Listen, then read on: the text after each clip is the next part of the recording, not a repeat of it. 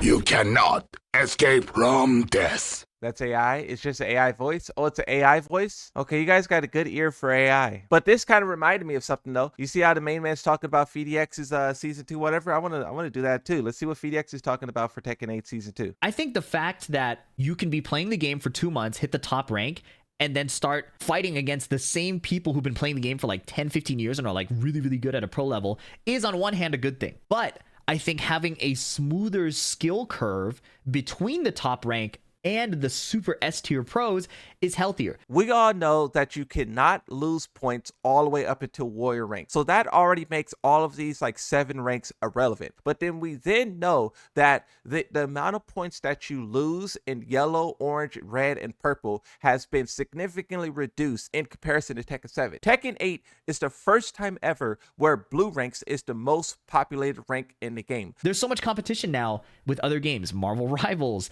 other fighting games, 2XKO on the horizon. If you don't have a game that lets you play it online, I just don't think you'll keep up in this market, right? Street Fighter V, more than anything, being a bad game on launch is what allowed Tekken 7 to get going. Tekken 8, Street Fighter 6 came out first, and it was cooking first, and it's cooking now. Street Fighter players was not sitting around waiting for Season 2 to get better. Tekken 8 players are. So Tekken 8 is far behind in terms of what Tekken 7 had. The Tekken World Tour could use a lot more promotion.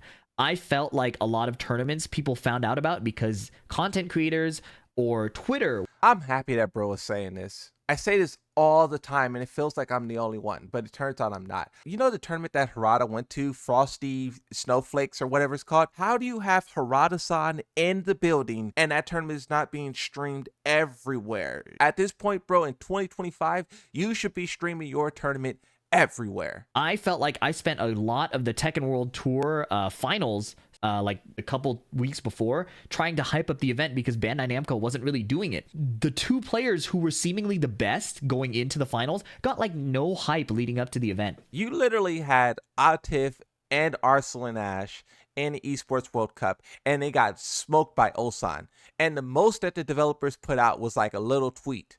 What? Someone got destroyed 0-4 and then made a comeback 5 rounds straight to win 5-4. That tournament was literally the best tournament of the year, and they didn't say nothing about it. Just thinking about that tournament got me excited. You know, they announced another one for 2025. It's going to be a banger, bro. Promoting the World Tour, promoting the finals, and using the in-game client to show when tournaments are happening would be so good. I'm going to turn on the game so we can really look at this, so we can understand what Tekken needs to do. The developers said it themselves. The reason why Tekken 7 was so successful is because of tournaments. They made Tekken 8 fun to watch because tournaments was a big reason why Tekken 7 broke records. So if that's the case, then why didn't you incorporate that into your game to make more people aware of those tournaments? So look at this. This is Marvel's Rivals main menu screen. Some of you guys are familiar with it. You press R1, 1, 2, 3, 4, 5 times, and you get to the tournament thing. Cool little song, cool little sound, boom, tournament's here. You see how you can press R1, same thing, you press R1, same thing as Marvel's Rivals. It should have a tab dedicated to tournaments. What tournaments is upcoming, what tournaments is past, you can watch the tournament live, you can watch highlights, you can look at players. You should literally have all of that stuff baked into the game. Costumes, I feel like, are everything also in this market, right? There are so many legacy Tekken costumes we don't have. Nina's costume from Tekken 5, Tekken 4. We all know it takes a lot of work to do, but also the reward is huge. Marvel's Rivals is always trending because of the different type of outfits they put into their game. Tekken should prioritize these outfits because that's how impactful it is. Like, you could talk about the character Mai and how her outfits is taking the internet by storm. I just don't understand why Tekken misses out on these opportunities. The fact that Dragunov is the most popular he's ever been and he has not got an outfit in the store is literally my point. Fans are asking to be nickel and dime. Put it like this, bro. People are going to spend their money on anything. I was talking to a guy who said he used to buy every skin in Call of Duty. He said he doesn't do that anymore. Now he buys every skin in Tekken. So there's people who is going to throw their money away. Tekken might as well be the game to collect that so they can grow their brand, so they can grow their sales, so they can put more stuff in the game, more characters, more this, more that. It's not like people are being responsible. Let's not like pretend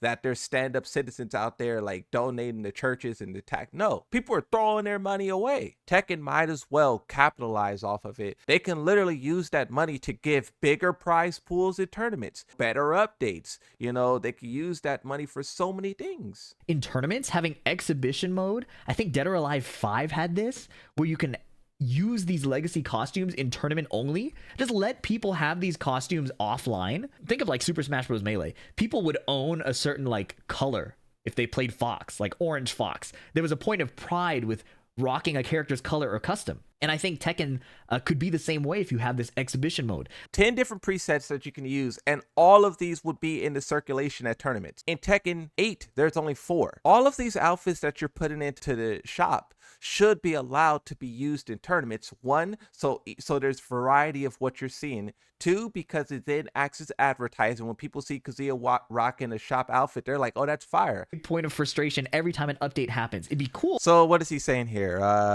When counter in lobbies, change lobby settings, random side select for online. This is something I think they should do as well. I do remember Harada said something about this. Let me see if I can pull up a tweet from Harada. Harada, I want to thank you for letting both players play from the right side online. You don't know how bad my game would be if I had to fight from the other side. Harada says, I wanted to realize that idea since Tekken 6, but it was eventually realized in Tekken 7. However, of the system, many players have trouble getting used to player 2 side and have a hard time in offline competitions. The option to randomly decide playing side is also our consideration, but there is one drawback to this. Unless player 1 or player 2 selection is forced random, people will choose their favorite side, so they will never get to practice. He's kind of missing the point. Like, it doesn't matter. Those guys, they're just going to button mash regardless. Ignore them. There's people out there who are saying, Harada, please give us this. We want this feature. We want to be able to play from both. Don't worry about the people who's not going to do anything ever. Worry about the people who are doing the things, you know? So the tournament mode, rematch with random stage. Okay, I love that idea. Let's say you're playing a set in rank, you lose the first match, but you're thinking like, man, if I had a smaller stage, I could beat this guy. Random select the stage and then rematch. And if the person doesn't want to do it, then they can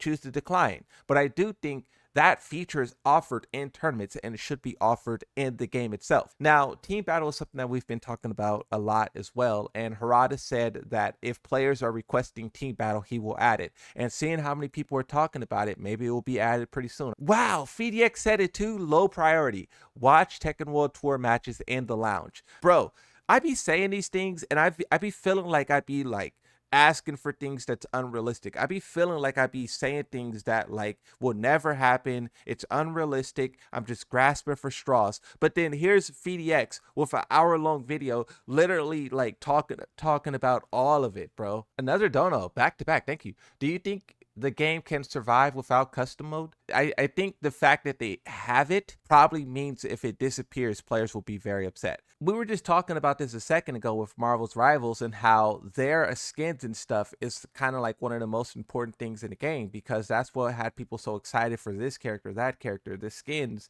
is like, they're so viral.